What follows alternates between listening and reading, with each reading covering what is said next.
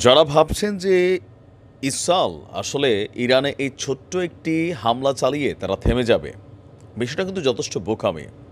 Israel এখন যেই কাজটা করবে অতীতে ঠিক এই একই কাজ তারা বারবার করেছে, মানে প্রক্সি ঘটনাগুলা, ওয়ার প্ল্যান বি।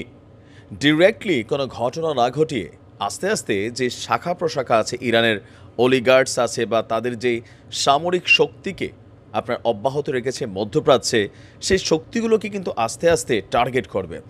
আর ইরান আসলে সেই বিষয়গুলোকে কিভাবে মোকাবেলা করবে? দর্শক, ইরানে প্রথম ধাপে হামলা চালিয়ে খুব বেশি সফল হতে পারেনি আপনার ইসরায়েলের সেনাবাহিনী।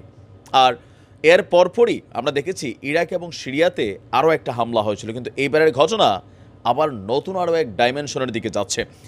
এবার ইরাকে ইরানপন্থী যে বাহিনী আছে তাদের যে সামরিক ঘাঁটি আছে, সেই সামরিক ঘাঁটিতেই বিমান হামলা চালিয়েছে। আর বিমান হামলায় আপনার এখানে প্রায় 7 জন মানুষ হতাহত হয়েছে। ইরাকের ইরানপন্থী সরকারি নিরাপত্তা বাহিনী, বুঝছেন, এটা নর্মাল বাহিনী না, সরকারি নিরাপত্তা বাহিনী, পপুলার মোবিলাইজেশন ফোর্স, সংক্ষেপ হচ্ছে পিএমএফ, এর সামরিক ঘাঁটির একজন ঘাঁটির একটি কমান্ডিং পোস্টে বিমান হামলা হয়েছে। রাজধানী বাগদাদ থেকে প্রায় 50 কিলোমিটার দূরে কালসো সামরিক ঘাঁটিতে এই হামলা হলো। ইরাকের দুটি নিরাপত্তা সূত্রের বরাত দিয়ে ব্রিটিশ বার্তা সংস্থা রয়টার্সের এক প্রতিবেদনে এই তথ্য জানানো হয়েছে। ওই সূত্র বলছে, হামলার পরপরই সামরিক ঘাঁটির কমান্ড পোস্টে বড় ধরনের বিস্ফোরণ ঘটে। বিমান হামলার কারণেই সেখানে এই বিস্ফোরণ ঘটেছে। আর এই বিস্ফোরণের কারণে আপনার কালসো সামরিক ঘাঁটিতে একজন যোদ্ধা নিহত এবং আরও 6 জন আহত হয়েছে, যাদের মধ্যে 2 জনের অবস্থা আশঙ্কাজনক। পার্শ্ববর্তী হিল্লা শহরের একটি হাসপাতালে আপনার তাদের চিকিৎসা চলছে। এক বিবৃতিতে পিএমএফ বলছে, বিস্ফোরণে বস্তুগত ক্ষয়ক্ষতি এমনকি কয়েকজন আহত হয়েছে। ইরাকের 2 নিরাপত্তা সূত্র বলছে, বিমান হামলার সাথে কারা জড়িত এটা এখনও জানা যায়নি, তবে এই ঘটনার পেছনে ইসরায়েলেরই হাত, এটাই সামনে এসেছে। মার্কিন যুক্তরাষ্ট্রের একজন কর্মকর্তা বলছেন, ইরাকে বেসিক্যালি মার্কিন সামরিক বাহিনীর কোনো ধরনের তৎপরতা নেই। তো যদি নাই থাকে তাহলে সামরিক ঘাঁটিতে 2500 সেনা বৈশা সেখানে কি করে?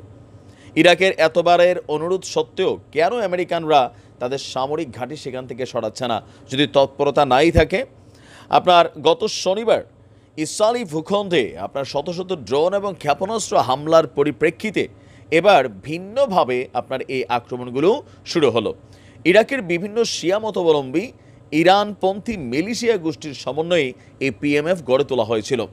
পরে এই সশস্ত্র গোষ্ঠীকে রাষ্ট্রায়ত্ত নিরাপত্তা বাহিনী হিসাবেও স্বীকৃতি দিয়েছিল ইরাক। আমাদের ওই যে সেখানে ইসরায়েলের হামলা শুরুর পর থেকে গত কয়েক মাস ধরেই মার্কিন সামরিক বাহিনীর উপর রকেট এবং ড্রোন হামলা চালিয়ে এসেছিল পিএমএফের এই গোষ্ঠীগুলো। তবে আপনার গত ফেব্রুয়ারির শুরু থেকে এ পর্যন্ত মার্কিন সামরিক ঘাঁটিগুলোতে আর কোনো হামলা চালায়নি এই পিএমএফ। তাহলে প্রশ্ন হচ্ছে, পিএমএফের বিরুদ্ধে অভিযান চালালো কে, যেহেতু বিমান হামলা হয়েছে?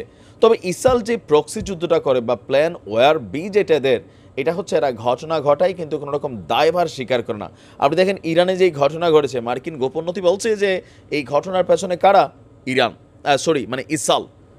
অনুমতিও নেওয়া হয়েছিল বা সেখানে তারা জানাইছিল, কিন্তু রাষ্ট্রীয়ভাবে ইসরায়েল কিন্তু এই ক্রেডিটটা নেয় নাই। এটার কারণ কি? যেটার জন্য পাল্টা জবাবদিহিতা করতে হবে। তো এইটা এখন জানে সবাই ইসরায়েল করছে, কিন্তু আসলে কেউ দেখছে ওই যে হাগলো বেড়ার লাজ নাই, দেখলো বেড়ার লাজ, বিষয়টা হয়ে গেছে এরকম। এখন ইরানের উচিত আসলে এই বিষয়গুলোকে কিন্তু শক্ত হাতে দমন করা, নয়তো ইরানের জন্য কঠিন হয়ে যাবে সামনের দিনগুলো। ভালো থাকুন, আসসালামু আলাইকুম।